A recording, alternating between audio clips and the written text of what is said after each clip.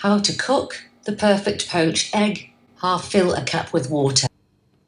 Knock an egg into it. Place it in a microwave oven. Set timer to 58 seconds if using egg from the fridge. Remove from microwave oven.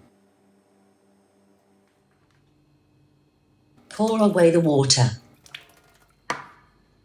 Add salt and pepper to taste.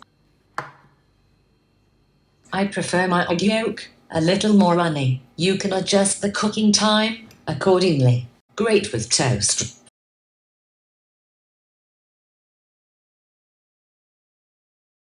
For egg left at room temperature, set cooking time to 48 seconds. You might have to try different settings to achieve your perfect poached egg, depending on your equipment.